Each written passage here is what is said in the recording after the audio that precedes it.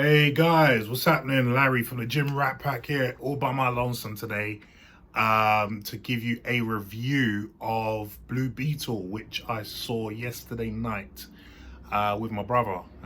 Very late night showing. But yeah, it was I think it was the official release in the UK anyway yesterday. So yeah, we went down to see it, and it wasn't bad. It wasn't bad. So I don't know if you're all familiar with the character Blue Beetle. Probably not, but he's a DC character, and whatever happens with this film, James Gunn has already said that the Blue Beetle character will be in the new DCU. So that's quite interesting. Now, before we get into the specifics of the film, how this whole film came about being in a cinema was, I think, when the film was made initially, when production finished and they were, seeing what they had. The original plan was for Blue Beetle to be on HBO Max, on streaming, instead of the cinema. But I think when they saw what they had, they realized that maybe they should have this in cinemas because it could make them quite a bit of money. And so the plans changed, obviously, to have this in the cinema. And I personally think it was a good choice. The story was decent. It wasn't earth shattering. It was, we've seen so many comic book movies now, but the story was basic, but you could follow it. The cinematography was really good. It managed to show the different parts. I think it was of Miami, if I'm not mistaken.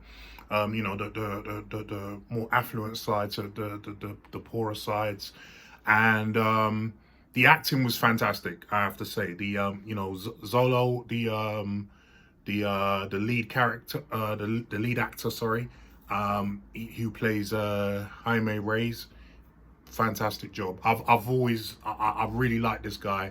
Fantastic actor. The only thing I've seen him in is Cobra Kai, admittedly, but I've seen him in 4 seasons as Cobra Kai now, and he's the main guy in Cobra Kai, and he's done a blinding fantastic job in Cobra Kai, and that's why I'm a fan of his.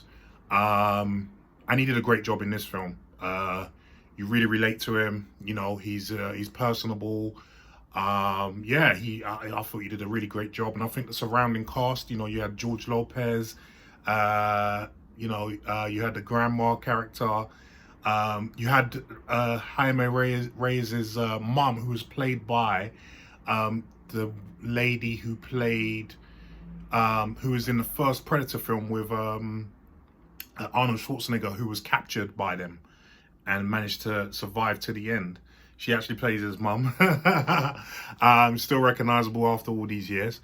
I thought all of them played a really, really good part. Susan Sarandon, who plays one of the villains, the main villain, to be honest with you, she was good as always. I didn't think that she was a good fit for her niece, who was a really good actress as well, Brazilian actress. But I just didn't think there was a good fit. I mean, they were always, yeah. I mean, they were supposed to be Brazilian. Obviously, Susan Sarandon. I mean, Brazilians could look in all shapes and sizes. Don't get me wrong, but it's just they just didn't fit each other, But hey, that's casting's job, and I don't know anything about casting, a tiny bit, being an actor. But I thought it was really good. I thought the fight scenes were fantastic. The CGI was really good. I mean, I want to look at what the budget for this film was, because with all the gripes about CGI in films like The Flash, which had an extraordinary budget, I'm guessing that this film didn't have nowhere near the budget that The Flash had, but the CGI was really, really good. I had no complaints about the CGI. Like I said, the fight scenes were really good, and that was heavily CGI'd as well. What else was there? I've talked about the acting of the characters. Yeah, I thought it was a really good, solid comic book film, and with what DC have pumped out lately, obviously with The Flash, Black Adam, what else was there? Shazam, Fury of the Gods. I thought this was the best thing that they've pumped out for a while. I mean, it's a low bar, you know, but it is what it is.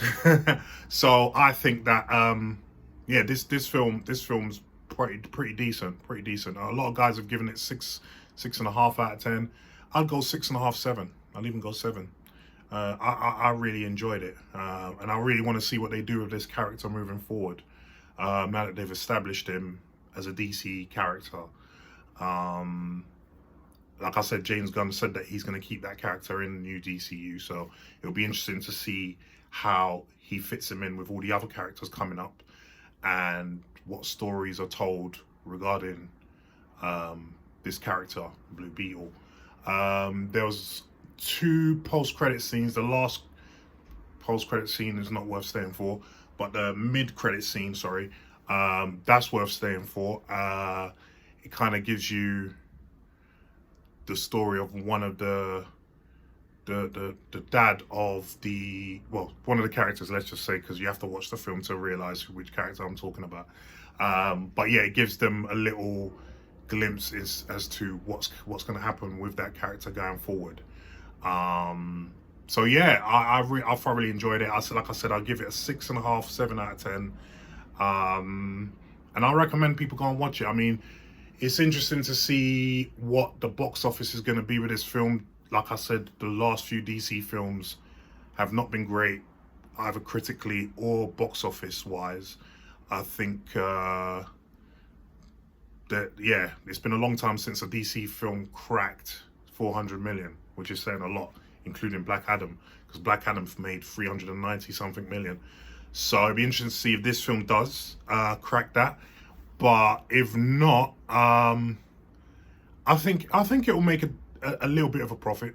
I really do. I think the Latino market will like this.